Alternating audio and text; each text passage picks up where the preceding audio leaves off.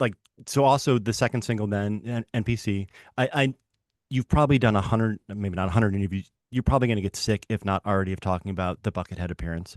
Oh, I will say when I started listening to it, like the solo doesn't come till later, and so I'm like, they just got sure. him to play in the background. Like I can't even hear it. It's just like one of those things to put a name on a song, and then all of a sudden the solo comes on. I'm like, oh yeah, this is it. You're like, oh, actually, that's Yeah, there he is, quintessential. yeah, I am so excited that he didn't bend into our genre. He yeah. was like they want me on their song. They're getting Buckethead I on their don't think song. he can bend to genres. I think he's the kind, no, but you know what I mean. He's like the kind of guy who's like when you ask for Buckethead to be on something, he's gonna be Bucket.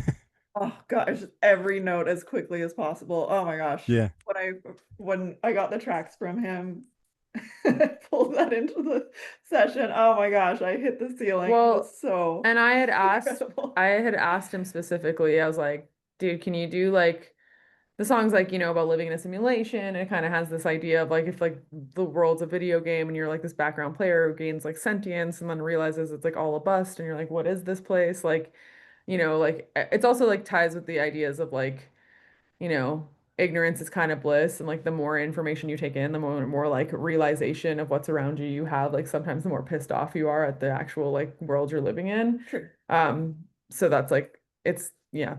But anyway, when I asked him, I was like, "Can you make it sound like the friggin' fabric of reality, like computer glitch, like explosion is happening?"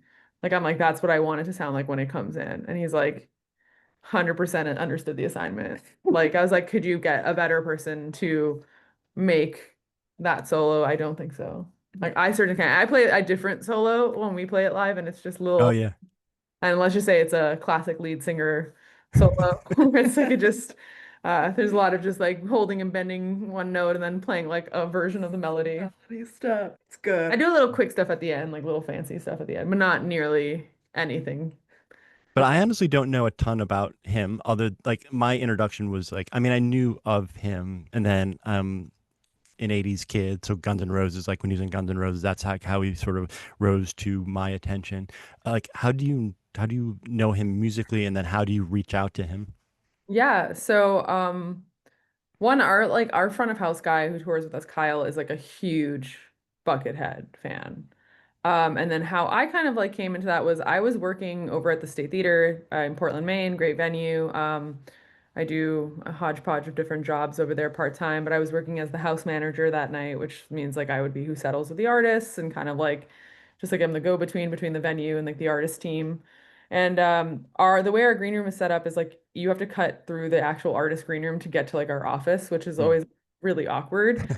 You have these like massive artists just like hanging out like in their like day clothes, just like trying to like relax. And then here comes me with my like jangling keys and I get to my office. And usually I just try to keep my head down and like honestly like not really interact with them. And then sometimes I'm like, is that rude? Like, should I say hi? Like I never know what to do, but I'm just like, I'm just gonna walk through like if they need me, I'm here.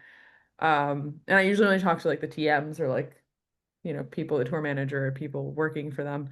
But I'm like walking through trying to do the thing, especially with Buckethead. It's like this is someone who wears like a mask and like has a very like persona, like, Very private. private Yeah, person. yeah. And I'm just walking through and he's just in there like, shredding on a nylon string guitar, like absolutely just playing crazy shit and sitting there and he just stops and he's like, "Hi." And like we start talking and he's really cool. Like just asked me about like what's like I said I had a day off, like asked me like what was cool to do in Portland, like cool bookstores, like comic bookstores, like, Pinball. pinball, like stuff that was just like around and we just chatted for a little bit. And yeah, and then we just kind of like exchanged numbers and kind of just started talking about like music and it came up that I was in a band, like sent him that and like he's just been like a really cool like almost like Supporter. a supporter and just like we'd chat about music and like writing and like guitar playing and like he just seems like he's a champion of like a lot of like artists like he's like a fan of and he's just like he's released like hundreds of records. Like Yeah. also just like really prolific as far as like writing and recording goes and collaborating. And like he'll just send me like stuff he's working on. So it's like a really cool, just like music person, like truly like someone who I feel like is like I don't want to say obsessed because obsessed sounds like bad, but like Tapped just into immersed something. and tapped into like the creation of music. Unlikely friendship for the ages. Yeah. Yes.